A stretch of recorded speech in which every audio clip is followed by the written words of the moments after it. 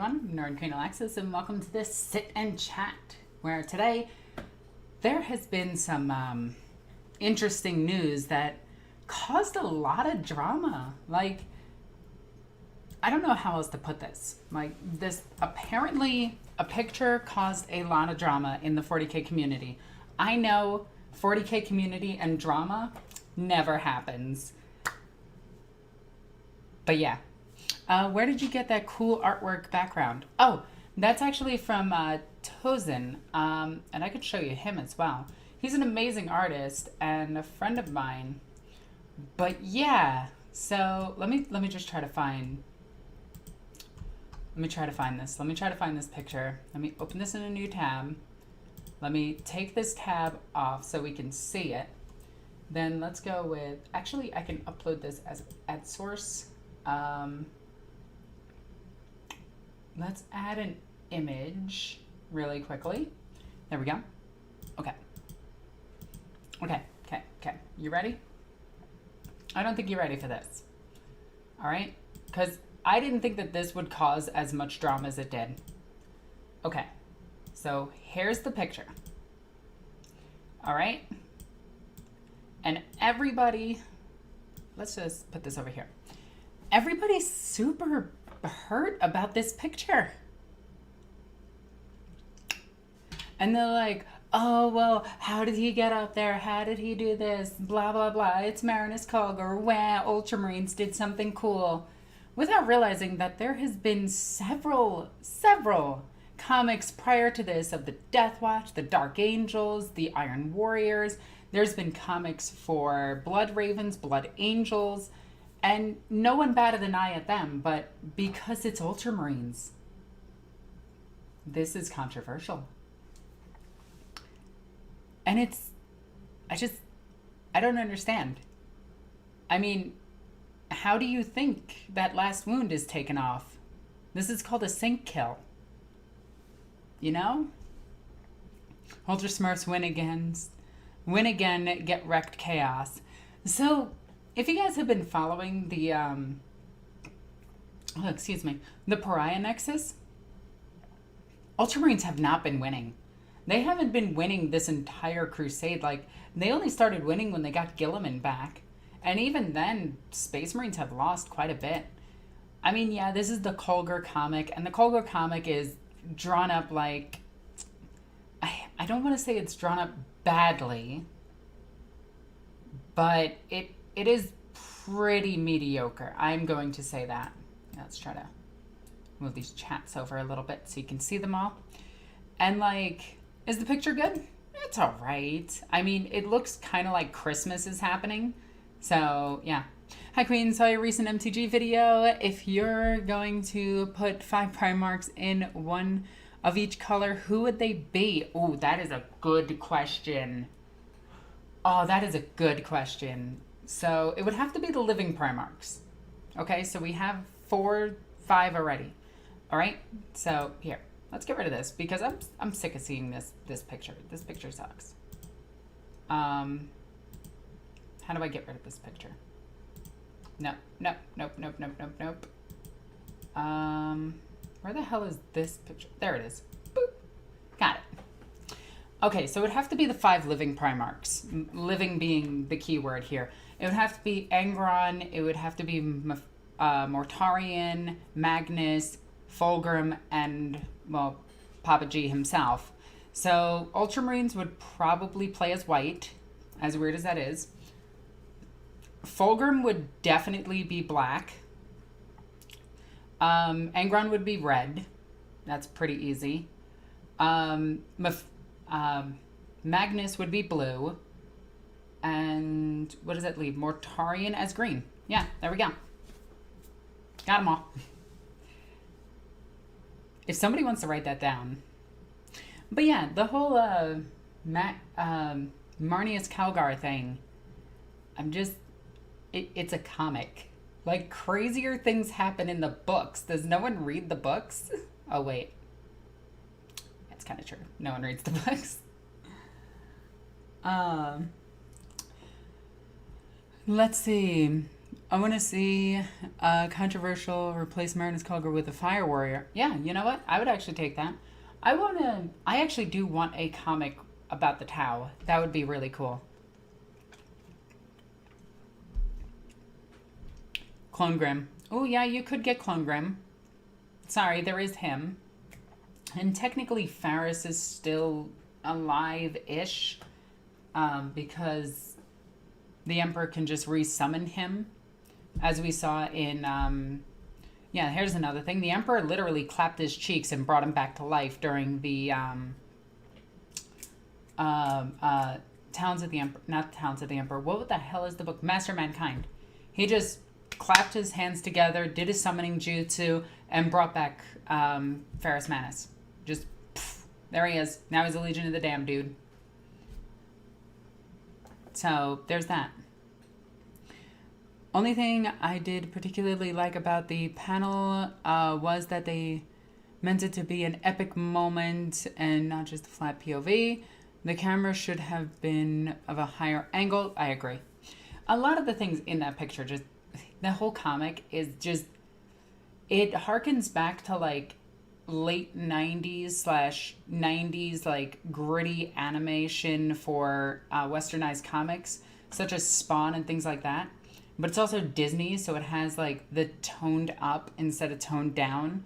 So instead of grim dark, it's more lighthearted. Where would you put Alfarius in those colors? Blue. Alfarius would be blue. Actually, he'd probably be like blue-black, because his whole... Yeah. Ooh, where would I put Leman Russ? That's a good one. I think I would put Leman Russ as probably... He'd definitely be green, but I think he'd be green-red. I think that's a good combo for him. Because, like, werewolves are green, and black sometimes, and red sometimes. But predominantly they're green, because they're monsters. So I would definitely put him as green-red. Probably red being the primary. Because I don't think he's stupid enough to be just raw red, because red is just aggro. So I'd put him as he's intelligent, he's a natural force, so he has to be green and red at the same time. Ooh, Mortarion would probably be black-green. Ooh, where would Lion sit? Lion would be white. Ooh, Lion could be white-black. No, he'd probably be white-blue. Yeah, because Lion is very, very sneaky, which is like the blue thing, and he's very smart, but he's also an expert swordsman and cares about people, so I'd definitely put him as blue-white. Oh, we should do this. We should do this. You know what? I'm going to get a list of the Primarchs, because I always forget all the Primarchs.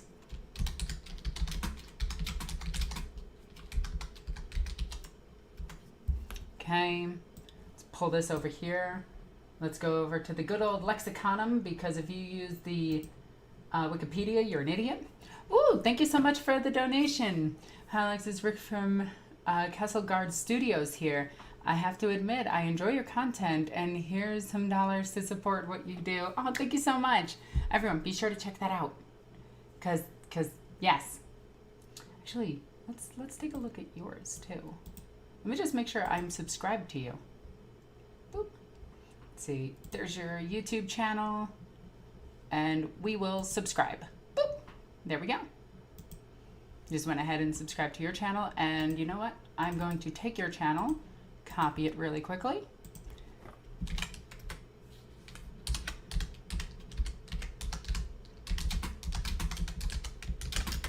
There we go.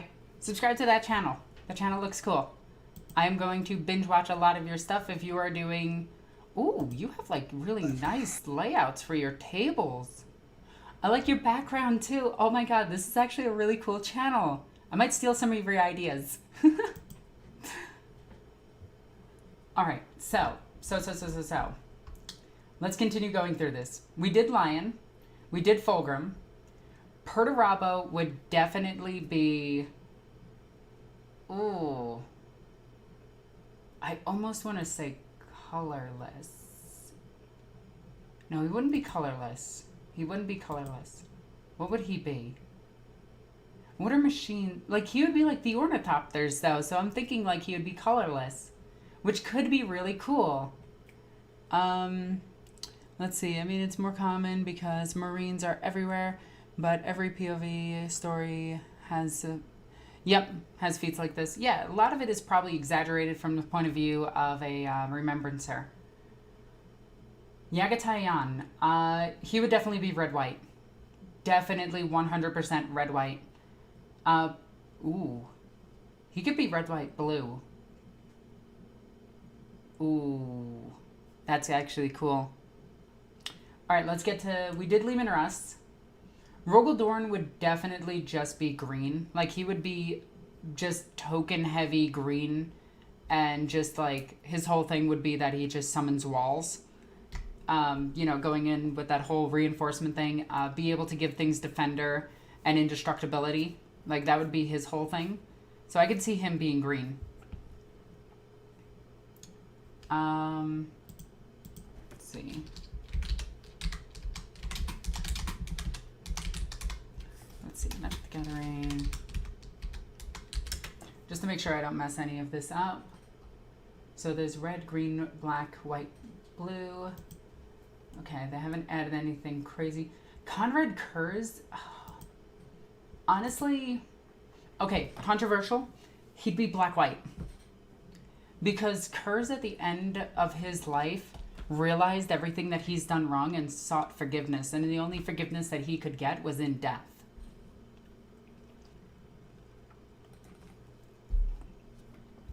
Alright, so then we have Sanguinius.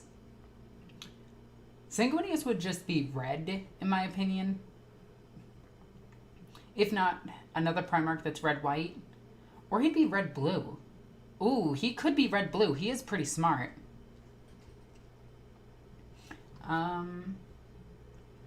Ferrus Manus, he'd probably be green.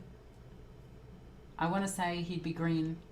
Engron we already did. That Booty Killaman we already did. Mortarion we did. Magnus we did. Horus Le Purple. I still love that they call him that in Battlefleet Gothic Armada 2. I just think that's so funny. Horse Lupercal would probably be white, black, red. That's my color combo for him. Why not black, blue, white for Conrad? Because he wasn't intelligent. He was really stupid. Logar, I would definitely put as blue-black, without a doubt. Vulcan would just be green. Actually, probably green-white for the whole protection thing. Let's see. Corvus Corax would be black.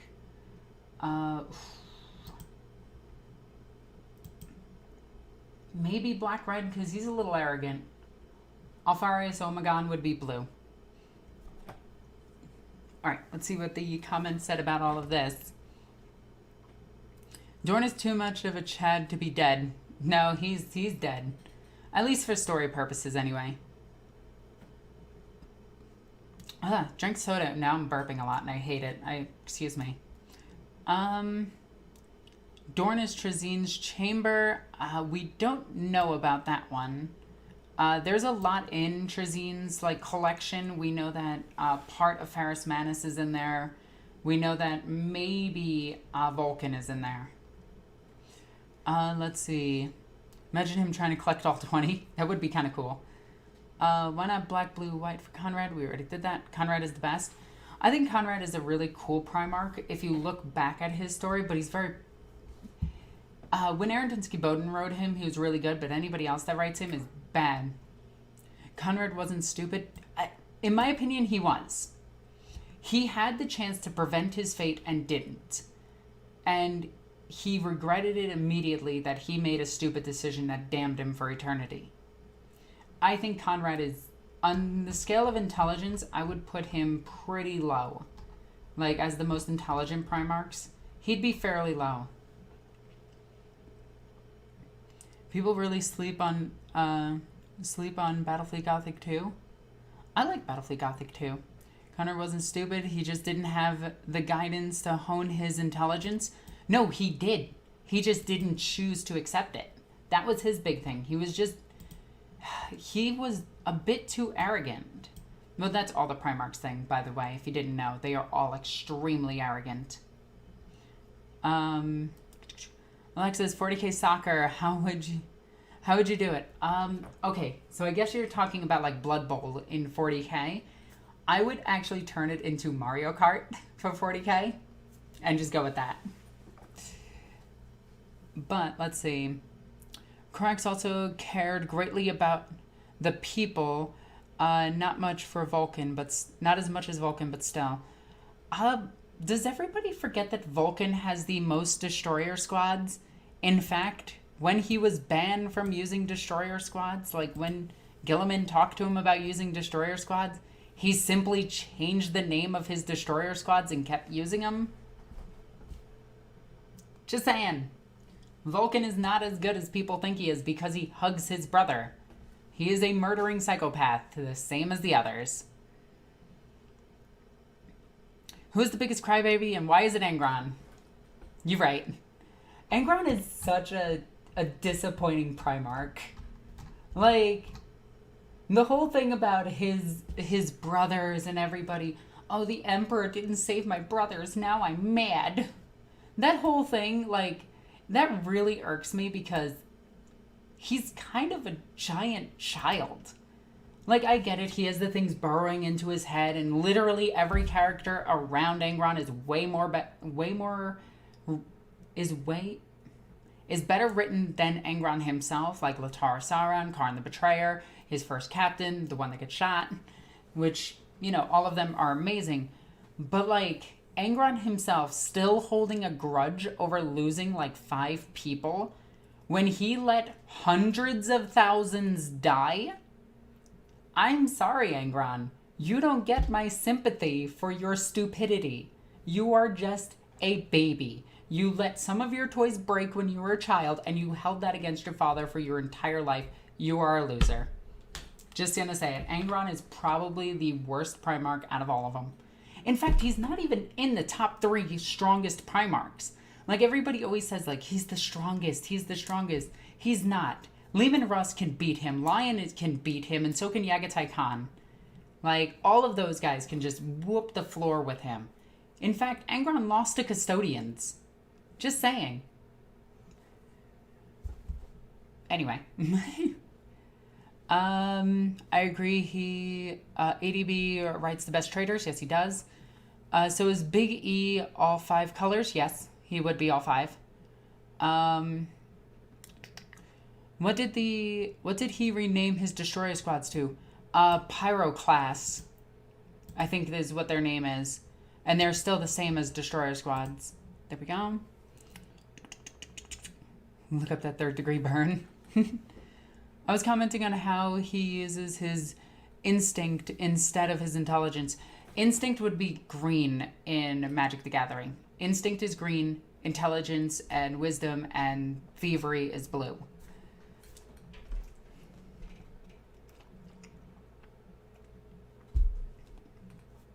Magic the Gathering, 40k what? I can already see Ultramarines countering everything. I don't. Honestly, I don't even think they'll affect the meta too much. You might get like a cheap Exterminatus field spell, which would be kind of nifty. But overall, I don't really see you getting too much out of the 40k sets. I'm going to collect them because I am addicted to Magic the Gathering cards. I have a piece of hair that I'm trying to get that is like stuck in my bra strap and it's annoying the hell out of me. Let's see. The Great Crusade is also the greatest act of human genocide in 40k. Yes. Actually, no, believe it or not. The biggest act of genocide in 40k comes from Abaddon the Despoiler during the course of the Battlefleet Gothic incidents, where he killed, I think, close to 100 trillion people by destroying 1 star. And it killed a good quarter of the galaxy at once. That's what Abaddon did. By the way, he lost that war. Or at least Imperials reported it as he lost. He didn't.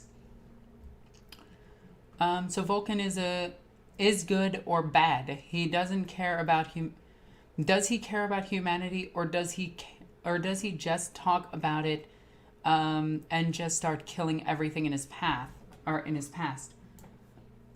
So Vulcan is a good guy. Like, if you're talking about him and his attitude towards his brethren, he's a good guy. Does he care about humanity? He cares enough about humanity that he is programmed to, because all the Primarchs are pretty much programmed.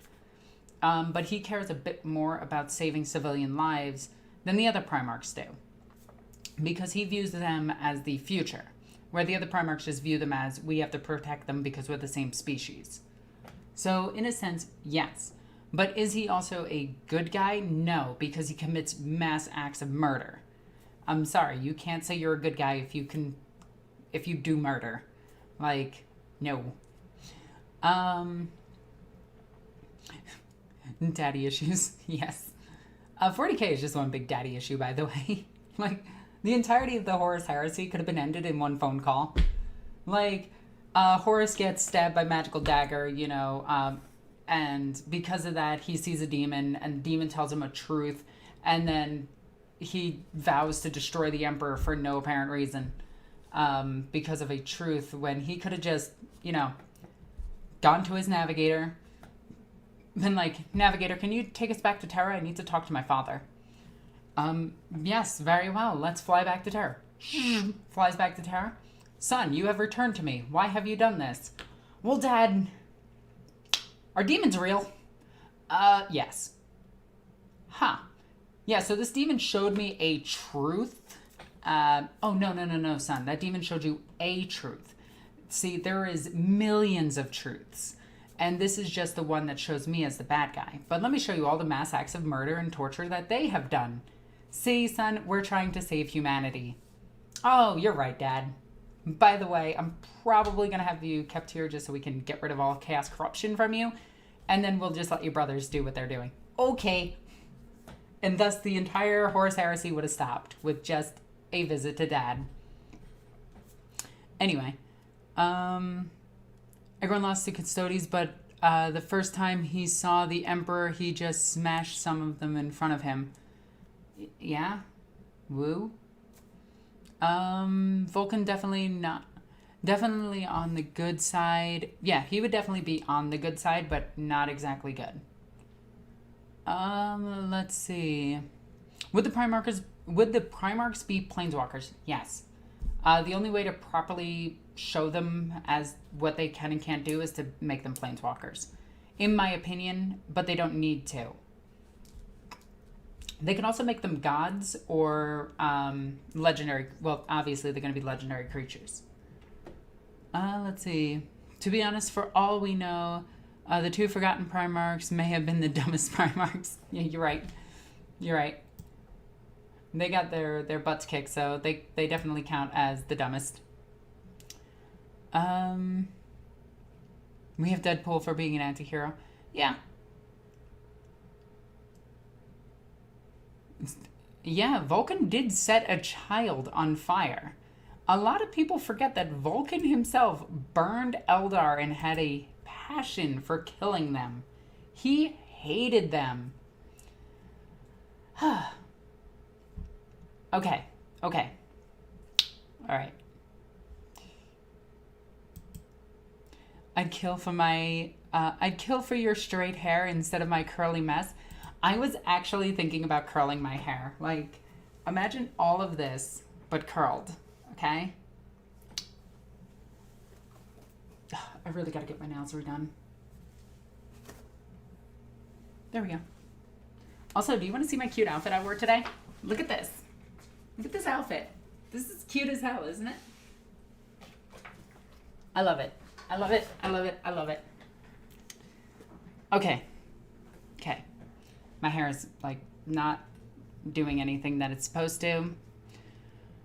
Who are the top 3 best combatants when it comes to Primarchs? No bull, straight up, god tier, equipped with a weapon or not. Okay, so the top 3 strongest Primarchs, like the best of the best, would probably be Fulgrim in 3rd place, Leman Russ in second place and Lion in first. That's just the way it is. Even that has been confirmed by Games Workshop, that Lion can beat Leman Russ at full strength.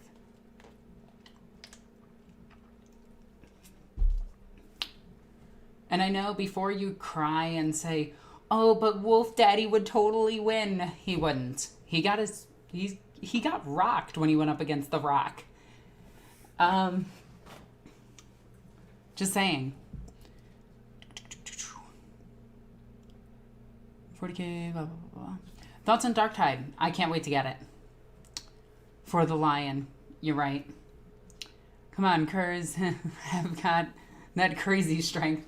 Kurz got his ass kicked so much. Like, Kurz got beaten up by Dorn. Kurz got beaten up by Sanguinius. Beaten up by Guilliman. Beaten up by Lion. And my favorite part was when Kurz decided to try to kill Guilliman's mother. And Guilliman, who was trying to take him to Terra for a trial, beat the ever-living piss out of him. Because you do not ever mess with Guillimam. Where's that skirt from? My wife loves plaid everything. It's from Shirts and Things. Like, that's the name of the store. It's called Shirts and Things.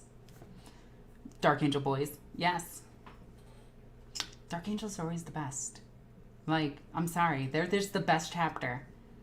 Like, you need something done in quiet? Dark Angels. You need something done loud? Dark Angels. You need something done in a hurry? Dark Angels. You need somebody to bail on the rest of the battle? Dark Angels. Are you suspicious of you need as an entity of good for Eldar? It's not a god of... It's not good or evil. It's death. Death is an inevitability. Could it be used to destroy Slaanesh? Yes, probably. But at this point, I'm pretty sure the Necrons are going to destroy the Chaos Gods before the Eldar get their chance.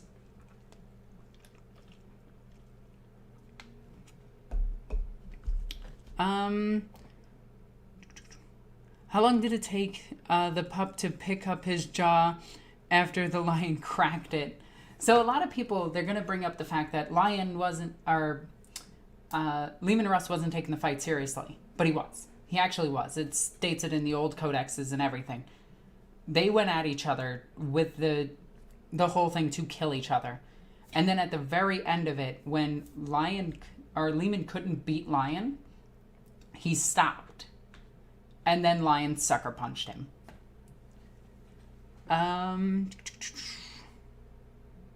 Do you varnish your minis? No, I am far too lazy for that. I know we are on 40k, but do you play Age of Sigmar? Yes. I have a few Sigmar armies. In fact, I have a bunch of Daughters of Cain that still need to be done. But mostly I'm going to be playing Hedonites of Slaanesh. Every Primarch represents one aspect of the Emperor. I think they represent multiple aspects of the Emperor. They just have one bit of coding in each one of them of something they're supposed to do. Read Saturnine for like full details on what the Primarchs actually are. You get to read it from the point of view of their mother. Like the one that actually donated genetic material to them. So, Urda. Which is cool because she scatters the Primarchs. I love that. I love the fact that she did it.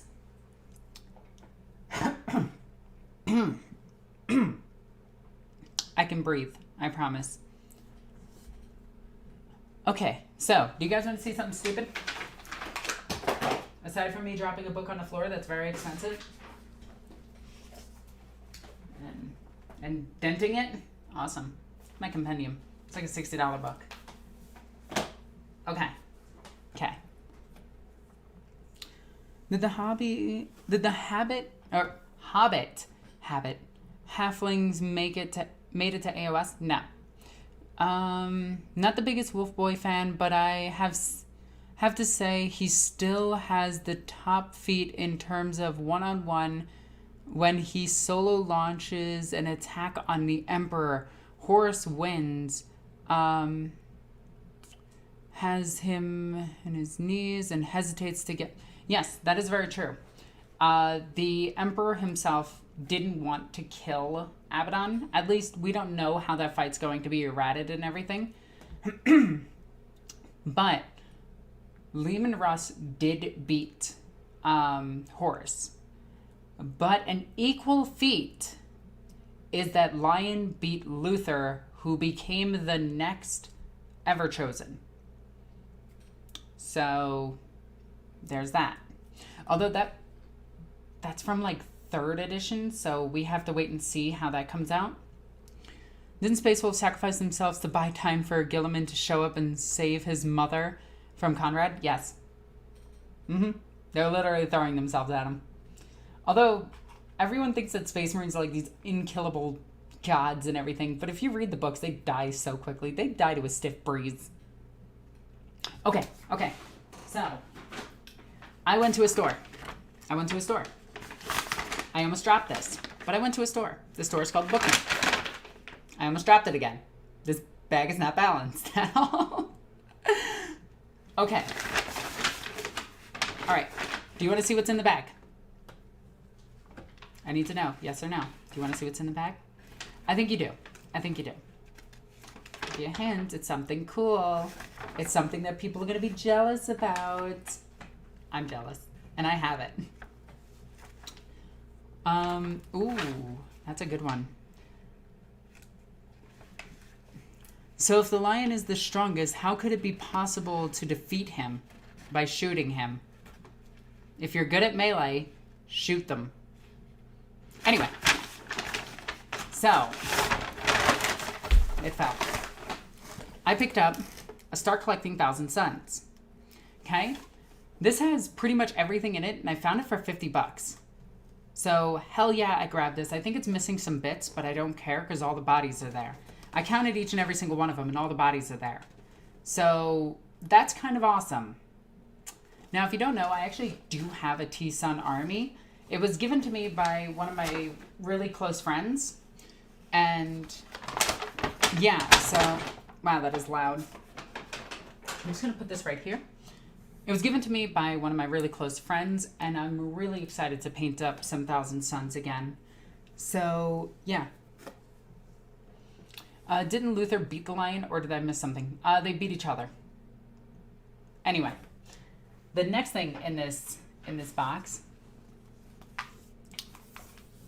boop, Angel's Bane. So this is a book from 7th edition, back when formations were a thing, and 7th edition almost killed the game itself. But if you know me, and you see my wall behind me, like, let's take a moment to appreciate this wall. This is pretty much every codex ever. Okay? But I'm still collecting a few of the ones that I'm missing. So I managed to track down Angel's Bane, Curse of the Wolfen, and Kayun, but I couldn't afford the other two because they were like $60 a piece, and I was like, that's a little bit too much. So I grabbed Angel's Bane for $15. It was really nice. Whew. But I also spent all of my wargaming money on this stuff. So that's that. Now the next one is really cool. Do I want to show you the cool one, or do I want to save it for last? I think I'm going to save it for the last. So then we have the 6th edition Necron Codex. This is the codex that erased all of the Necrons' like really cool lore and replaced it with horrid garbage. Like, whoever wrote this book should be fired. Who did? Matt Ward, of course. Of course he would. This book was broken. But not only was it broken, it was trash. Like, lore-wise, it was garbage. It is hands down the worst Necron lore to come out, and literally killed the army until it was re-ratted in later editions, including 9th. Okay? I'm going to save this one for last. Okay? So, let's take the rest of them out. Let's move this aside. Actually take this one, put it over here. I don't want you guys seeing it. Well, time to rebuild the wargaming war chest. Thank you so much. Thank you for the donations. The donations actually really help because I am trying to put every penny I have aside from my little bit of spending money that I give myself every month. But I'm trying to put everything aside so that I can save up to buy a house. So every bit that you guys can donate is helping out immensely. Like, it's crazy. So, City Fight. So this is fourth edition City, no, third edition. Yeah, because it still had that kind of stuff. So this is third edition City Fight.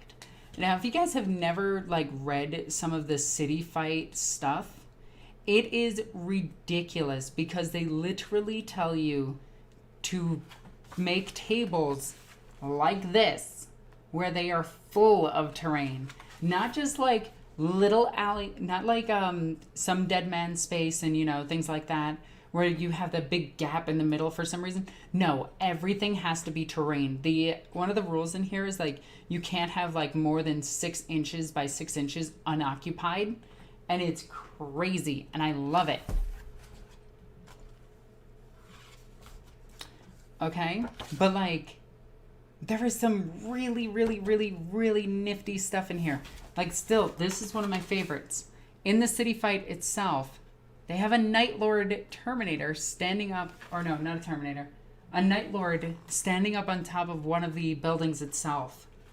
Just like being all Night Lordy. Just thank you. Oh, thank you so much. You're awesome and I love you.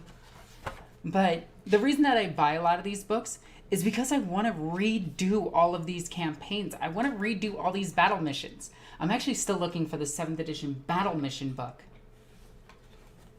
So I am... Oh, there's a ripped out page in here.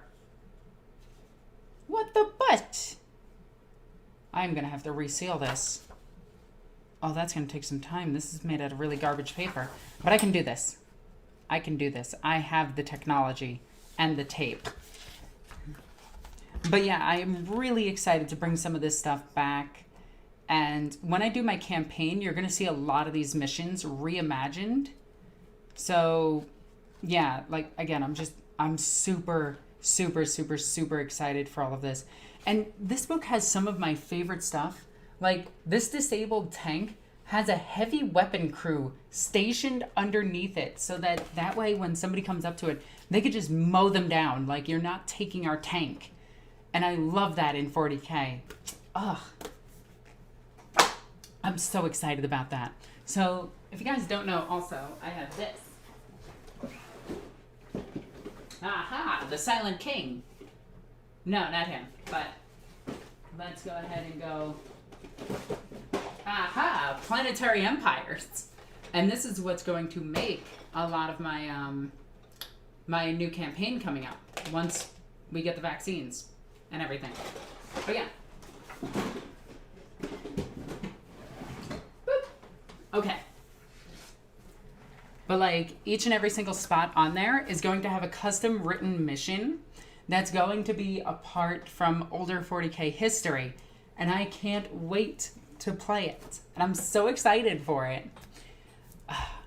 And speaking of things that I'm stupid excited for, this is 2004's chapter approved. Now you might be asking yourself, Alexis, what's in there? Well, let me tell you. I'm excited because this book has the introduction to one of my personal favorite armies, aside from being the first Sister of Battle codex ever. Like, oh no, wait, no, this one wasn't. Sorry, my bad. This one updates it to 3rd edition. But this is the second one. My bad. It's the first codex for something, and I just need to find it. Ooh, they have the Battle Sister Squad. The Redemptionists. Ooh. Priestly Delegation. Oh, that's so cool. Seraphim Squads, Sister Squads, Retributor Squads. What else do we have in here? Oh, I am just fanning over these. Like, but look, they advertise their codexes in it and what they update. Hey, Alexis, I haven't played since 4th edition. Is a start collecting orcs worth it or just get boys? Get boys. Their start collecting gives you a Death Dread, and the Death Dread is just not good. In my opinion, it's good in great numbers, but if you're starting a force, get a bunch of boys and just keep buying boys. Like, that's all you need. And cars. Their cars are really good. Okay. We have the Necrons in here, and I think this is their first adaptation. Is 2004? Let me check. Necrons. This is their first actual codex, if I can get it. And their first actual codex came out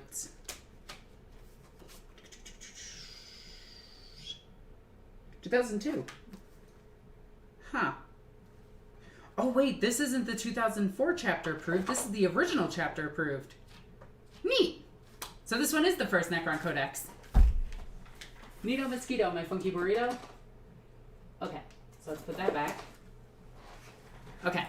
See, this is why I love having that shelf, is because I can just make giant references to it whenever I need. So the introduction of the Necrons is in here. Then we have some of the characters for the first time. We also have the cool Chaos Android art, which absolutely love this art. I'm trying to make it so that it doesn't have a glare on it. I wish Necrons would have this. I also wish these just became Dark Mechanicus soldiers. Like, instead of Scutarii, they just had Chaos Androids. Just as a good harken back to the original editions. I think that would be really cool. We have the Death Company. Brother Captain Tycho. A Tempora Hive. At Tempora Hive. That's kind of cool. What else is in here? Oh yeah, we have the an Imperial Guard update in here for Catechans.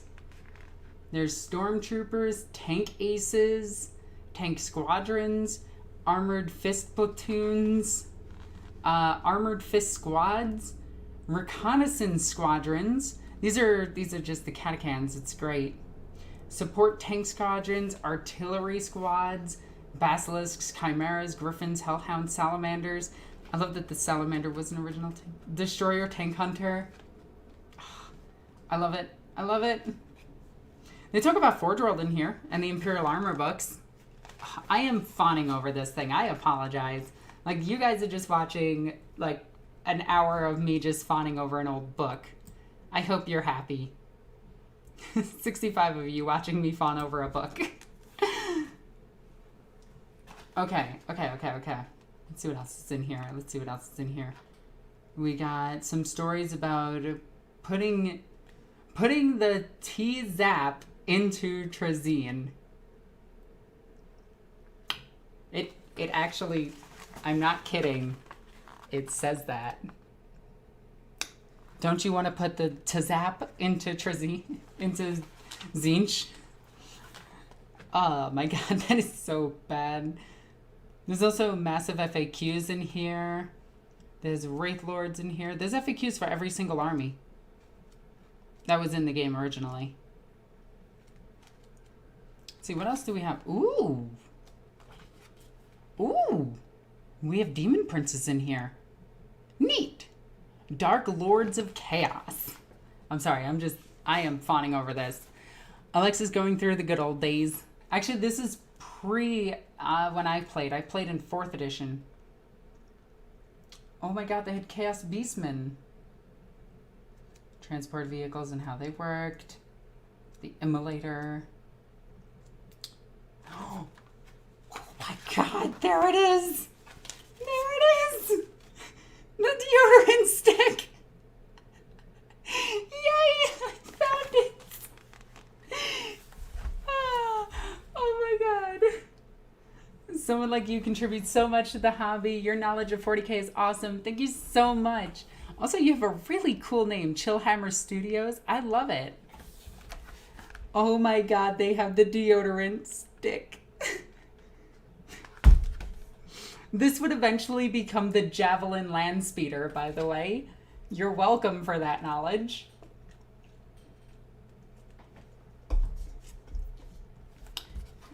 It's a hover tank. Yeah, it is. It is. There's the Rampager, which is still one of the coolest Drukhari crafts ever, and they need to bring it back. Like, look at this thing. This thing, by today's standards, looks good. Like, Drukhari need this kind of stuff.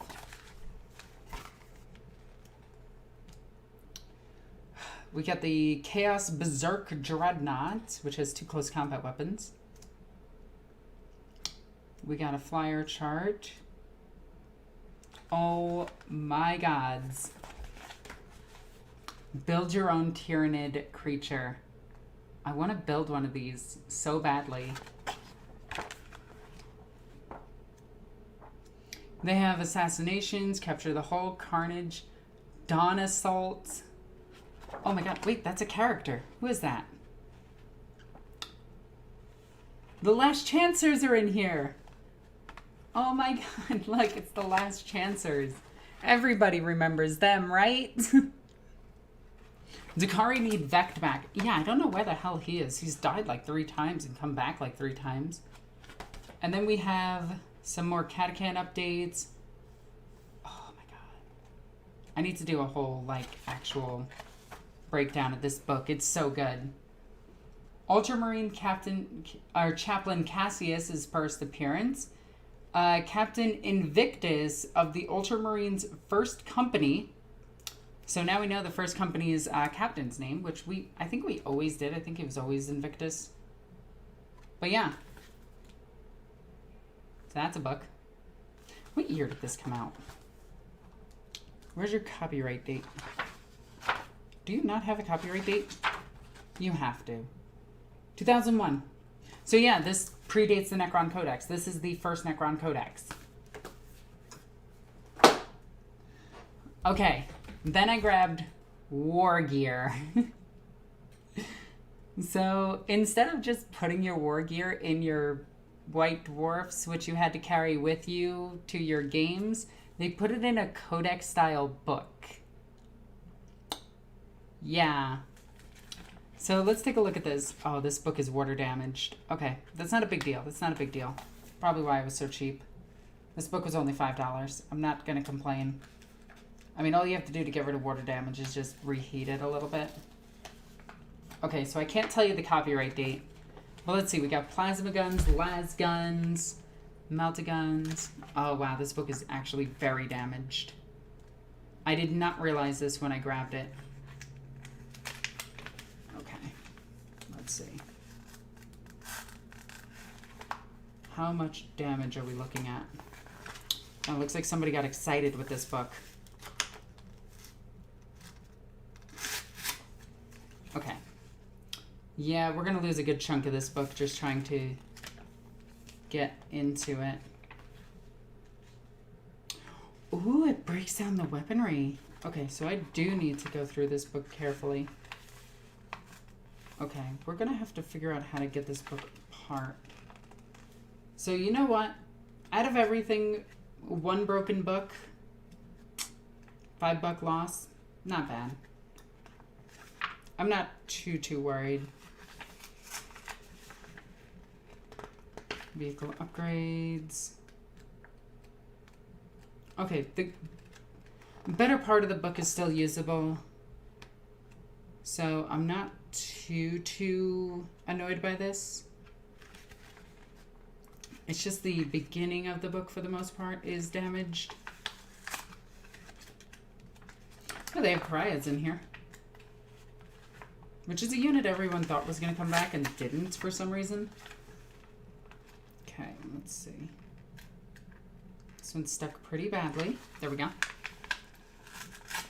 Damn, she beat me to it. Okay, for the most part, we're getting most of the pages back. They're just going to be very damaged. Just the corners are. So a good chunk of data might be lost. Ooh, we have the Hellgun. Sorry, I love Hellguns. Eat me. There we go. Okay, so I have the book now usable, which is good. There we go. So let's see some of the ridiculous Wargear in here. All right.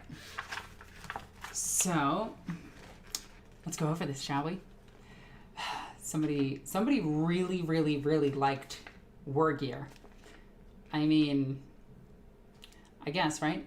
So armored plates in here, big gubbins, wrecking ball, reinforced ram, and Borden planks. What army do you think those belong to?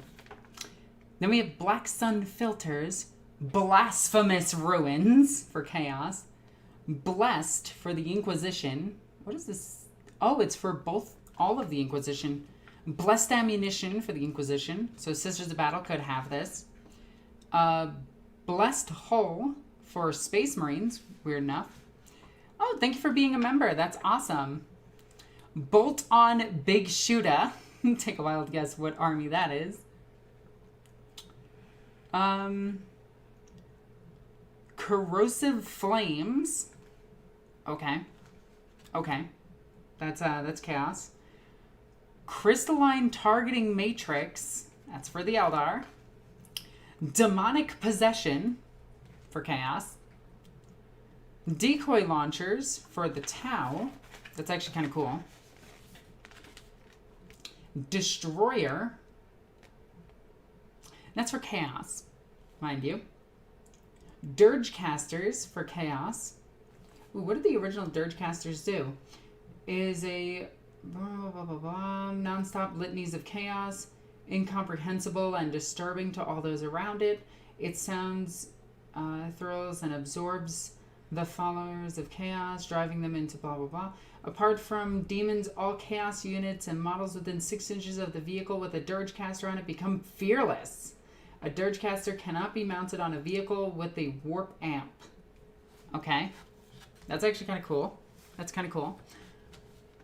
Blessed Halls were Melta rules. Immunity, I think. Probably. Ah, my damn nose is like super itchy. Okay, let's see. Disruption pods for Tau. Dozer blades for everyone except Tau and Eldar. Extra armor for everyone excluding Xenos. Flechette dischargers, which are really cool. Grot riggers. Who do you think gets grot riggers? Havoc launchers, halo fields, holy icons, holy promethium. If it suffered 25% or more casualties. Oh, okay. A lot of this stuff is actually still here, which I think is really cool. I haven't seen anything that's... Like, I'm going to try to find things that aren't, like, in current 40k as rules or anything. Let's see. Multi-tracker. Mutilated hull. The vehicle's hull has been changed by the Dark Gods. Set with spikes, gargoyles, and arcane symbols, the hull retches and reforms each time it is hit. The armor value of each of its vehicle locations is increased by 1 to a maximum of 14. That's actually really cool. Nightshade overcharged engines. This was strictly for Blood Angels, and it gave them the ability to move more and take more damage. Parasitic possession. This vehicle has been possessed by a parasite or a parasitic demon that infects the hull. The demon eats into the construction of the vehicle. Whilst appearing ramshackled, as a consequence, the vehicle is held together by the demon.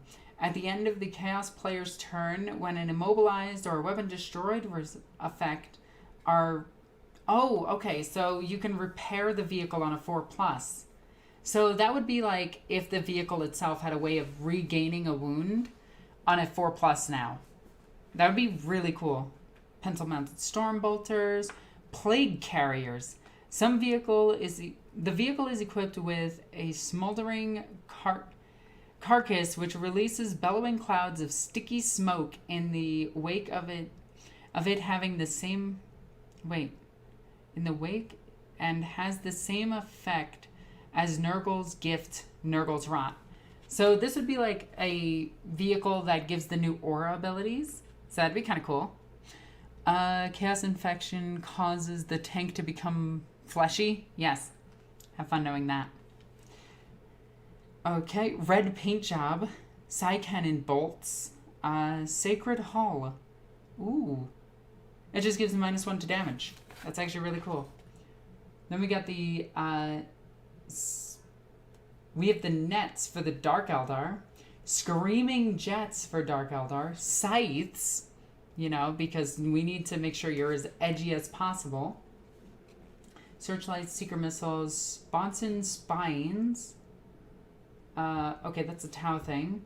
Slave Snares. There you go. That's the old 40k talking. Smoke Launchers, Spikes and Blades. This is an orc thing. I love the orcs so much. Why are the orcs the best? Spirit Stones, Star Engines, Stick Bomb Chuckas, Target Logs, Target Array, Torture Amp, Trophy Rack, Turbo Boosta for the orcs. God, I love the orcs so much. Vectored Engines, which would later become Vector Engines, Vehicle Gun Drones, and then a Warp Amp. I think that's it for the vehicles. Holy crap, the Wargear. There's so much Wargear. I don't recognize half of this stuff. Oh, wait. Acid Maw, Adamantium Mantle, I recognize that. Adrenal Glands, I recognize that. Agonizers, I recognize that. Allure of Slanesh. Ooh, I'm gonna have to make a whole video on just this stuff. Like, if I made this video, would you guys watch it? That's a legit question, because you guys determine what I actually make as content. And there is a lot of content to be had in here. A lot. Once more, I have arrived. Hello. Oh my god. Lava. I just love that you can tell there's orc stuff. Okay. So I am actually thinking about making a video about just this. Okay. Alrighty. And then last but not least, we have Craft World Eldar. Look at how cute this codex is. Look at it, so small. This is how big the old codexes were. They didn't have many rules. So let's see. We have all the orders in here, all the paths, which is kind of cool. Guardian Storm Squads are fast attack. Wow. Rangers and Dire Avengers are elites. Wow, Dire Avengers as elites. Also, Guardians is fast attack. That's weird. Guardian Defenders are heavy support. Okay. Wraithguard and Wraith Lords are troops. I have questions. Honestly, if Wraithguard were troops, they'd be really good. Sam Han Wild Rider Host. And that dude's straight up doing a drive-by with an axe in his hand. Like, I love that the Eldar, as weird as they are so barbaric. For a Sam Han Wild Rider army, you have to have an HQ, a fast attack, and a fast attack. You don't actually need troops. Wild Rider Kinsman. Wild Rider Chief. I want them to bring these things back. Like, hands down. Alright, what else do we have? Is that really it for the rules? And we just have a painting section. Which a lot of these models haven't changed. Oh my god, I don't think... Okay. The Dark Reapers, the Howling Banshees, and the Striking Scorpions have all changed, but the Guardians are the same, and so are the Shining Spears. And so are the Storm Guardians. And the Rangers changed. Is this really just... So the bulk of this book is just painting. How to paint them. Alright, let's see. What do we got? Ali took Pathfinders. Okay. Does this really just cover 4 different units? Oh no, here we go. Howling Banshees, Dire Avengers, Fire Dragons, and Striking Scorpions. Then we get the Defender Storm Squad and the Farseer and Warlock. And that's it. I hope you don't like having, like, options. You only get, like, 6. But yeah. So that's everything. Right? I think there's like one more thing, but it's probably not important and no one's going to care about it at all, ever. No one cares about this. No one, right? No one?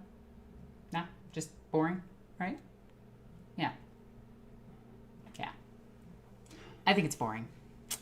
It's probably like not interesting, and there's probably nothing that has been culturally more impactful to Space Marines than this particular faction or anything, and the fact that this codex has never been remade ever and has only just been, you know.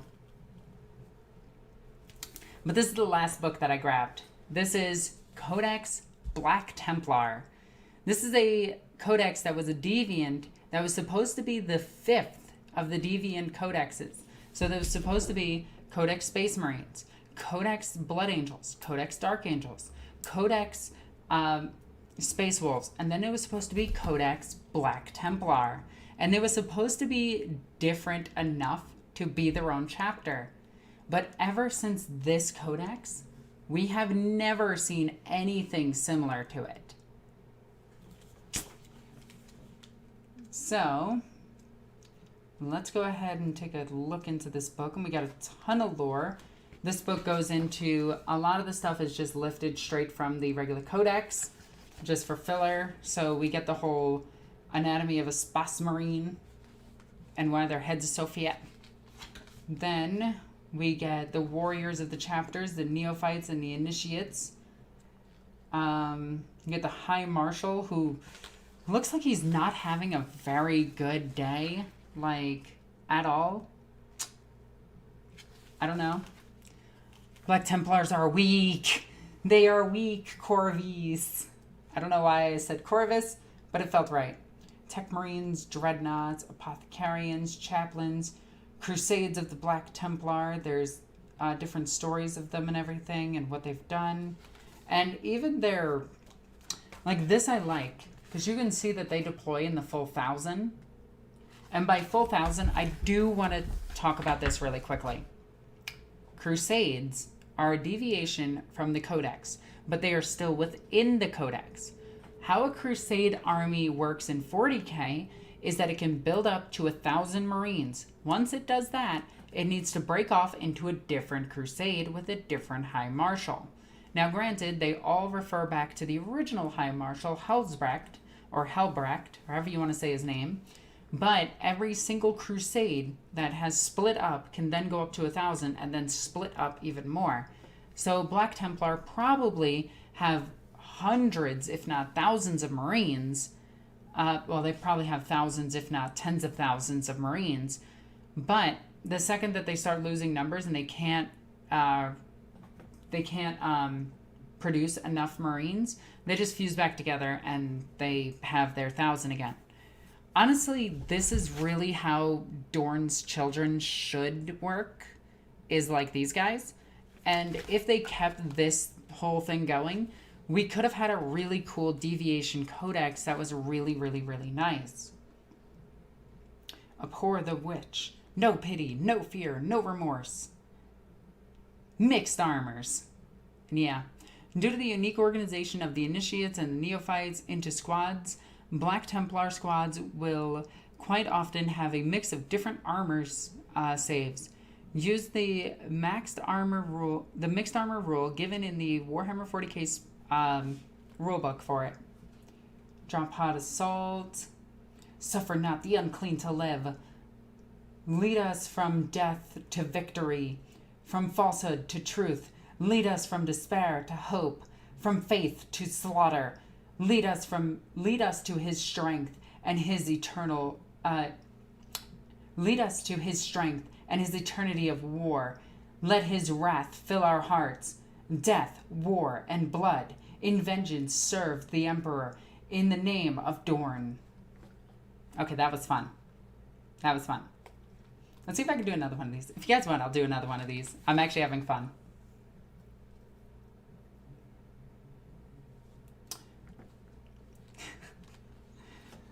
That was actually fun.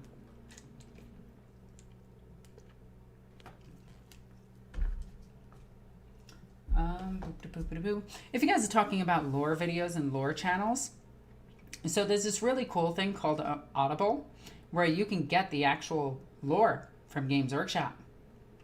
You can listen to it. And then you can know the lore for yourself. Just saying. Anyway. Uphold the honors of the Emperor. Trust in the Emperor at the hour of battle. Trust to him to intercede? Weird. And protect his warriors true as they deal death. This is a tongue twister. Trust in him to intercede, to protect his warriors true as they deal death to the alien soul. Turn their seas red with blood, and the blood of their sins. Crush their hopes, their dreams, and turn their songs into cries of illumination. Black Templars are mean. Oh, each one of these has rules.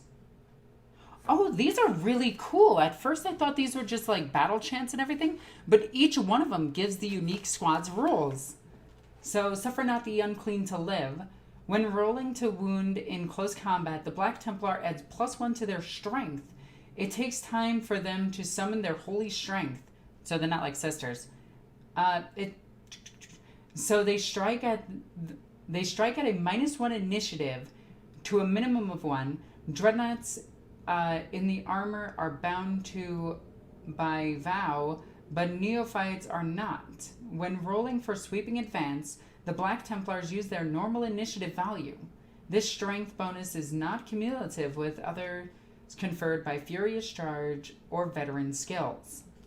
That would actually be really cool. So how I would redo this ability for today to release a Black Templar codex is that they don't strike first when they charge. They get attacked. That's fine. But they get +2 to their strength. So unlike, I would give them the +2 for their base weapons, or +1 with a +1 to AP as well.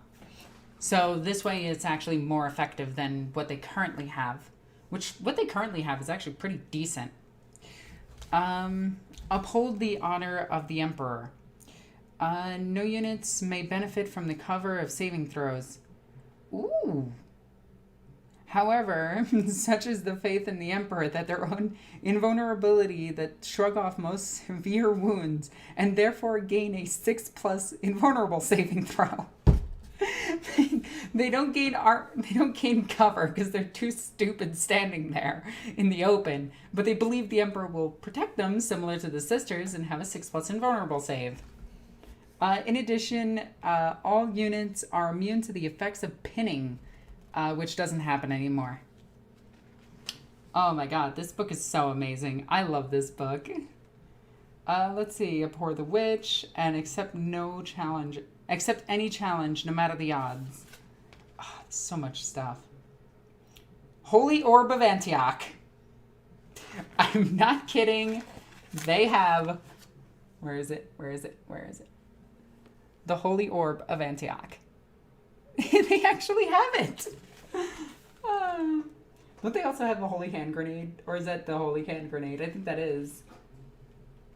Oh my god. Okay, let's see. Do they have any crazy weapons? Two-handed weapons, artificer armor aspects, bionics, Cenobite servitors, chaplain only, combat shields, frag grenades, Holy Orb of Antioch, jump pack, grenades, mastercrafted weapons, melted bombs, Space Marine bike, teleport homers, teleporter, Terminator armor, and Terminator honors. All different pieces of war gear that they have. Oh my god, that's so crazy. Alright, so we have a Marshal and a Castellan, which is kind of cool because those are still like 30k names. Then we have an Emperor's Champion, who's an HQ. He's now an elite that anyone can take. Master of Sanctity and a Reclusiarch for your chaplains. Sword Brethren Terminator Squad. That's kind of cool. Initiates. Then we had, well, Initiates were their only troops. Huh. Oh no, that's a command squad. Ooh. Then we have the Sword Brethren Terminator Squad for another one. Sword Brethren Terminator Assault Squad. So was the other one a command squad? Yes, it was. It was a Terminator command squad. Then we have the Sword Brethren Squad, which were essentially the vets of them. The Dreadnoughts. They didn't have Venerable Dreads just yet. Tech Marine, Tech Servitor, Combat Servitor, Gun Servitor, which is kind of funny. Then we have their troops, which are the Crusade Squads, which I think they still have today. I really don't know how you would field these today. They're kind of garbage. Like, unless they can all take close combat weapons, they're kind of garbage. Rhino, Razorback, Fast Attack, they had their Assault Squads, 9-Speeder Squadrons, Bike Squadron, or Attack Bike Squadrons, Vindicator, Predator, Predator Annihilator, Heavy Support, they had the Land Raider, and they had the exclusive Land Raider Crusader, which wasn't made public to everybody until like a White Dwarf in 2004. So for 2 years, I think it was, they were the only ones with the Land Raider Crusader, which at the time was actually amazing because the Land Raider Crusader had the ability to fire all of its weapons no matter what. Because back in this edition, you could fire one of your main weapons, you can Machine Spirit another weapon to move and fire, and then you could fire your defensive weapons. But because the Hurricane Bolter was only strength 4, it counted as a defensive weapon, so it could be fired. Now, this all sounds like I'm being like super hyper and everything, and nowadays you could just do this anyway, but how I would change this for the Black Templar is actually give them +1 ballistic skill for their shooting. Chaplain Grimaldus, Heroes of Hell's Reach. Is that it? They didn't have their High Marshal. Weird. Neat. That is so cool. I do like the look of them, but I hate the fact that they're based off of the Crusaders. Like, I get it. Historically, that makes sense and everything, but historically, I don't like the Crusaders because of what they've done to the world. But even still, I think that this codex needs to actually come back as a goddamn codex so we can have really cool stuff. Black Templar Sword Brethren versus Deathwing Knights. Deathwing Knights all the way. They can't be wounded on anything before ups. But yeah, that's what I bought. So that was that. That was, honestly, it was kind of cool because I saw that codex and I was just like, and then I saw the other ones and I'm like, yay! And I grabbed the other ones and I was super excited about them. So it just makes me happy, you know? Yeah, you guys know. So let's get a different topic going.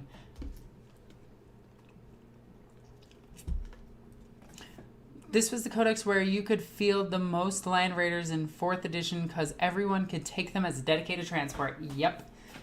There was a list back in 4th edition of 5 Land Raiders. And it was 2 Crusaders, 3 Godhammers, and nothing could beat it because if you got close to the tanks, the assault squads would jump out of them and just kill anything you had. Favorite Primarch, go. Lion. That's pretty easy. Lion followed by Fulgrim. Yeah.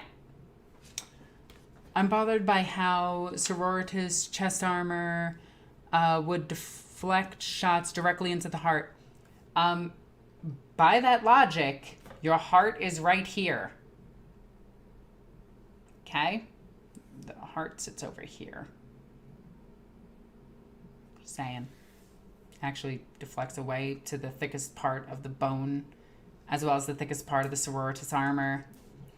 And it would also deflect in other directions as well. Just saying. Your butt. Ooh, french fry.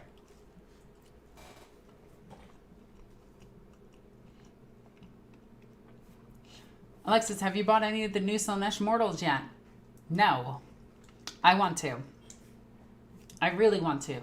Because I want squads of 30 Bliss archers. I think they can go up to 20, but I want 3 squads of 20. Yeah. Yeah, easily.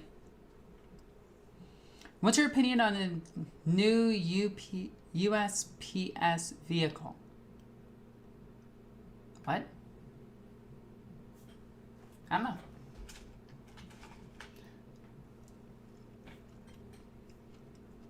No idea. Cup the flex. This is known. I can actually get out my Sororitas armor and show you how thick the actual armor is, because mine's made exactly to scale.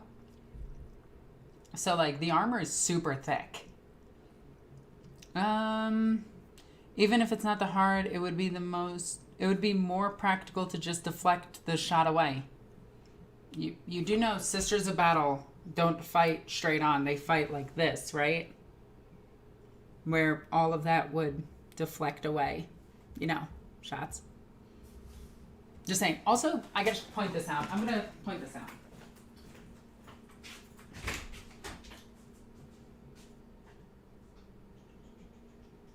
Where the heck is this? This Sororitas armor. Oh, it's hanging out.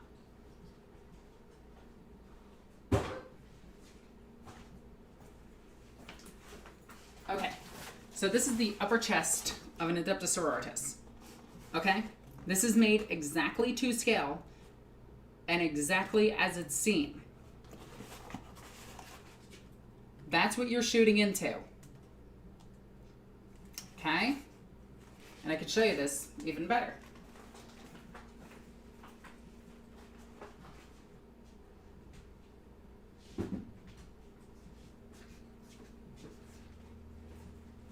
So, we have armor, we have bolt gun. Righty? Let's toss armor on. I'm not going to put the rest of the outfit on because it's heavy and takes a long time to put on.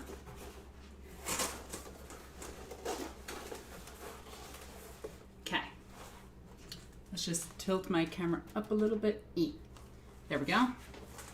Seal these sides. Feel like a hospitaler. Okay, so this is what you're shooting into when you shoot a Sororitas. Just this. The collar lines up with the bolt gun itself, and that's what you fire into. And when you see a Sororitas, they stand like this, typically. Also, it's very rounded armor. And this is a force field generator. Have fun knowing that. Boop.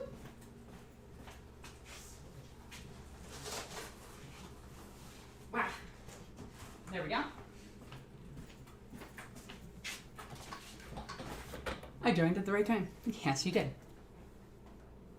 Also, you can see above me now where I have all my stuffed animals, my Tyranids, my adorable Slaanesh army. There we go. Okay. Boop. Oh my god, that's adorable. Oh my god, somebody showed me the new. Oh, that is the cutest thing in the world. The new UPS truck looks absolutely adorable. It looks like something out of a goddamn Disney cartoon. Okay, I'm sorry. Okay. Let's tilt this down a bit more.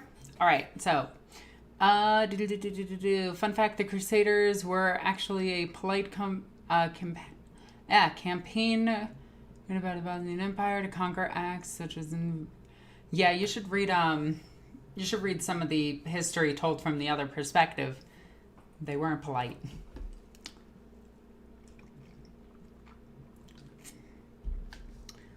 I have come into this. I joined at the right time. Let's see. That's a good point. I didn't think about them standing sideways. Yeah, no one does. Everyone thinks of shooting somebody straight on. Sisters always fight like this. So every bit of angle from breasts would deflect away. But if you're shot straight on, It doesn't matter where your armor is bent or anything.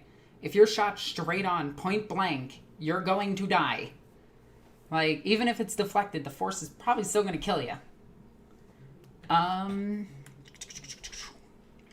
was wondering what kind of art style do they go with the Magic cards. Ooh, I hope it's not Disney's artist, but I think it's going to be. Which is going to suck.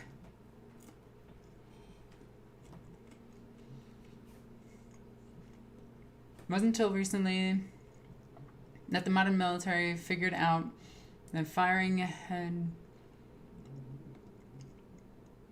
Yeah. Even if the armor can deflect shots inwards, it doesn't mean it will. Yeah, that's very true. You're not sorry. I never am. That's my secret capped. I'm cap. There we go. I can talk, I promise. It said political. I didn't read the entire comment. I will admit I did not read your entire comment. Currently listening to Celestine book on Audible. It's enjoyable so far. Ooh, I want to show you my Celestine book. Like, these two, so I have Mark of Faith and Celestine, the two special editions, and I absolutely love them. And I love that they have like a Bible feel to them. And they have gold inlaid pages. Just love them. Boop. Okay, there we go. Excuse me. Okay.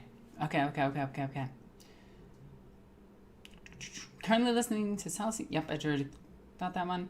Thoughts on an announcement of Curse City? Yo, Darkest Dungeon is amazing. I can't wait to play it in AOS.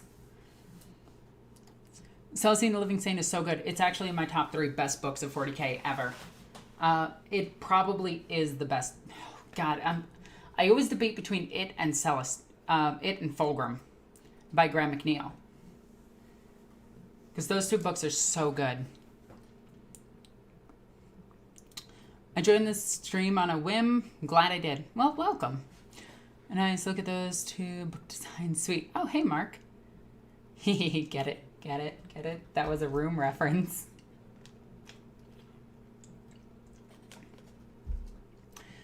I just love the Sisters of Battle so much. I want better synergy with Guard. Like the stratagem called Battle Crown. I'll say within 6 inches of an Adeptus or Ministorum unit. I could see that. But personally, they're trying to stray away from mixed armies at this point because mixed armies broke the game. Who would have guessed? Do you know what kind of boarding craft the Imperial Navies has for regular humans? I know Space Marines have boarding torpedoes and the assault crafts. You're thinking the Cerastus assault ram. They have those. And the Imperial Navy can use those as well. They use boarding torpedoes on times. Their boarding crafts are typically, oh my god, I know this. For actual boarding crafts, I know they do bombardments with not marauders. They use holy cow, I know this. They use the lightning in space sometimes, but I think they typically stick to just. Are they interceptor? No, they're not interceptors. Oh my god, why am I drawing such a blank at this? When in doubt, grab a book. Conveniently having a book next to me that might have the answer. Because I know one of their common landing craft is the Arvis Lighter, and it's actually my favorite. And it's also used as a boarding craft on occasion, but it's not a primary boarding craft. Let's see. So for boarding crafts, what do they have?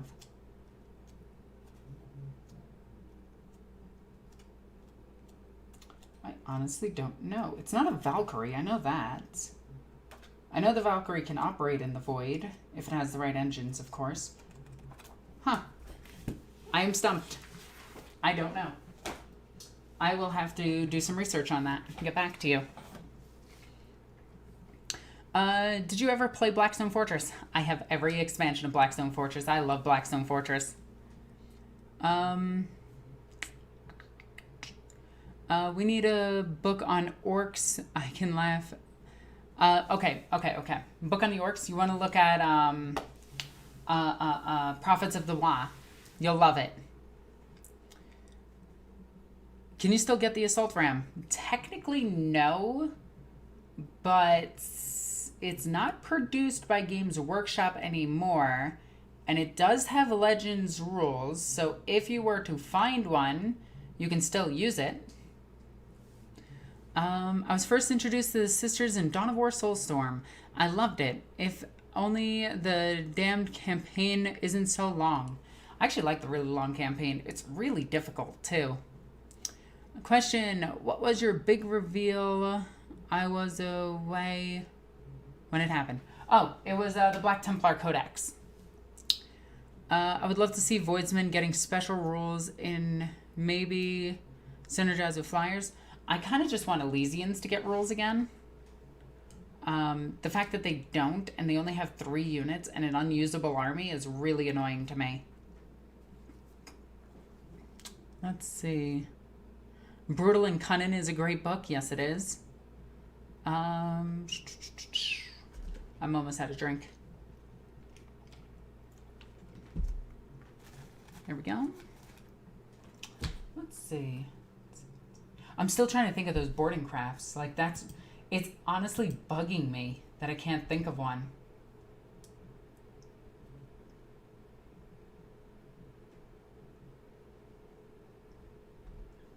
Jeez. What the heck was I talking about? Oh, okay. Boop. There we go.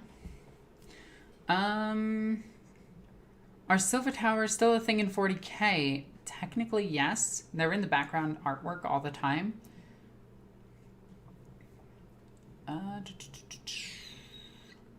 Rip Elysians. Oh my god, yo. I got so hyped the other day because I was going to make an Elysian army. And I was like so stupid hyped. I was like getting ready to make my list and everything. And I did actually make a guard list. Let me tell you this guard list really quickly. I just need to grab my phone. Oh, where is my phone? There's my phone. Boop. My phone is almost dead. So this is perfect. So this is a really dumb guard list that I came up with. Okay? How was your favorite? Oh, you said you like Full Metal Alchemist. What's your favorite character? Alex Louis Armstrong, the Strong Arm Alchemist. This style of alchemy has been passed down my family for generations. How can you not like him? Okay. So, there we go. So this is a 2,000 point guard list. Are you ready for this? All right. So it's using gunnery experts and jury rig repairs because I think these are good. Also, they affect airplanes, which I think is really good because it says vehicles. Okay. So I'm taking a tanky stratagem, and I have 3 command tanks that are all Lehman Russes. They all have battle cannons, and 2 of them have heavy bolter side sponsons. My HQ, he has, well, actually they, or in this case she, because this is going to be an army of all Eschers. She has weapon expert. She has the warlord. She has grand strategist. She has a battle cannon. She has multi-melta side sponsons. Hull-mounted heavy bolter, which might be swapped out for a las cannon. Oh, it's definitely going to be swapped out for a las cannon. I have the points. We're doing that. Okay. Then 2 more command tanks. Then I have 3 infantry squads with heavy weapon teams with las cannons. I love las cannons. I know they're not good on guard, but don't you tell me that because I love las cannons. Then I have a Tech Priest Engine Seer to sit around all three of my tanks and just poke them and be like, the machine spirit is with you. Poke, poke, poke. And duct tape. Then I have 9 Tauros Venators, and each are armed with twin-linked las cannons. Or twin las cannons. So it's 9 cars. All with las cannons. So that's 18 las cannons. On cars. You can't get these things anymore, so I'm using the Genestealer Cult's car for it. And then I have 2 Avenger Strike Fighters. The whole army is mechanized except for some infantry. It's such a dumb list. I don't think it'll be good. But if I can't kill you with 1 las cannon, don't you worry. I brought 18, 20, 22, 23, 24, 25, 26 las cannons. I'll kill you with one of them.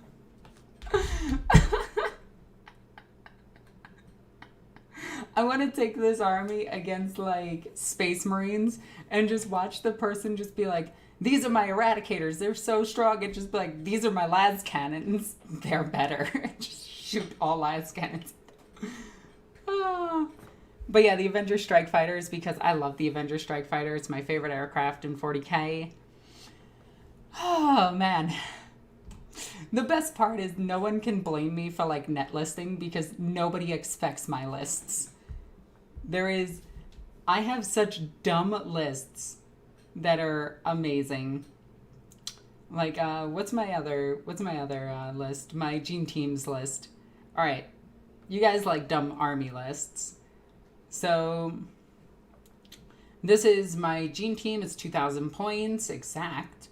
It is using the Cult Creed of Seasoned Enforcers and Workers Arisen. It's got a Magus, a Patriarch, and a Primus. It has the, they have all of their crazy abilities and everything. The Magus is souped up, and so is the Patriarch. The Magus has the Crouchling, so, really cool. And then I have 1 Acolyte Hybrid Squad. It's 10 of them in total. Actually, 11 of them in total. Some with hand flamethrowers. Actually, is this a full 20-man squad? How many people is this? 9, 10, 11, 12. 12, 13, 14, 15, 16. Okay, this is a 16-man squad because I like random numbers, apparently. 4 Rock Cutters in the unit. And then it's 1, 2, 3, 4 Neophyte squads. And the Neophyte squads have 2 mining lasers each because las cannons. Then I have my Kilomorph, Billy the Nid. Then I have my Nexos for repurchasing command points. Then I have Achilles Ridge Runners, 3 of them. And they just have las cannons, the heavy mining laser. Then I have a Brood heavy weapon team, and the heavy weapons are all las cannons. Then I have a Rusted Claw detachment with an Alphys, and then 15 bikes, all melt-a-bombs.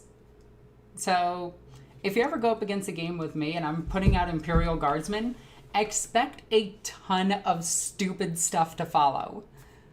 Have you checked out the models from War Games Atlantic? I have not. The Deathfield's model range are amazing. Alternatives for Imperial Guard. Glad to see you're doing well. Well, thank you. Billy the Nid. Love it. Billy the Nid is my favorite. He's hands down my favorite. Little Kilomorphs. I actually think I have a better guard Genestealer cult list than this. Oh, here it is. It's called my Mad Max list. So, its cult creeds, again, are Seasoned Enforcers, Workers Arisen. It's a 2,000 point army. It's got a Jackal Alphys and a Magus. The Magus has the Crouchling and Born Survivor as the Warlord trait. The Jackal Alphys has the Gift from Beyond, because I still think that weapon is worth using. It has 1, 2, 3, 4 Neophyte Hybrid squads, each with 2 mining lasers, and that's it. It has Billy the Nid, because I don't go anywhere without a Kilomorph. It has 9 Ridge Runners in it. This is a much better number. It has the Servery Augury and the Heavy Mining Laser on each one. And there's 9 cars. Then it has 3 Goliath trucks. Then it has a Rusted Claw detachment with a Jackal Alphas, a Kilomorph, and 15 bikes. Are my lists dumb yet? Because everyone is mechanized. Everyone is just in cars. If I could get cars and dumb stuff, you know I'm taking it. I wish the Kilomorph had a hat. Oh my god, yes. The Kilomorph needs a hat. You might actually just get away with using the new Inquisitor from the new game, the Darkest Dungeon one for AOS. I can't remember what it's called. Take his head and put it on him, and then you can get a really cool looking cowboy. Let's see. Kilomorphs are so fluffy. Yeah, I love them. I love them so much. They're so much fun. They're just good, you know? You can't complain about a good old Billy the Nid. Alright, so it is getting a little bit late, so I am probably going to wrap this up really quickly. But just know, my armies that I want to get, I'm still working on trying to get the other 3 cars for my list. They are very tough to get right now. Actually, everything from Games Workshop is tough to get right now. Please support your local stores as best you can. If you can't find something that you wanted to get, just grab something else. Start a new project. Please support your locals as best as you can right now. Peace. Peace. Okay? Have you considered Mega Heresy Genestealer list of hybriding every race into it? No, I haven't. Vroom vroom, coming for your jeans. It's a drive-by pantsing. They just run up to you out of their cars, pull your pants down, and run away. Let's see. I wish they didn't kibosh the Deathcore or Krieg. I wanted to make Cadians. You can still get them. You can still get them. I was thinking about situations where eradicated Nova Cannons would be useful. They're not bad. Have a good night, cousin. Yep. So I am gonna go. I do want everyone to check out my Discord. I want you guys to check out my Patreon. Patreon has tons and tons and tons of new videos on it. There is all these books down here. I'm going over each and every single one of them on my Patreon. Like, they are crazy fun. The Patreon videos are exclusive. They're never coming to YouTube. They will only ever be on Patreon. Go check that out, please. It helps out the channel so much. And yeah, check out the Patreon. Check out the, I meant to say Discord. Big brain. Follow me on all the social medias. I gotta say, I love my community. I love each and every single one of you. NornQueenAlexis. Love you guys. Bye.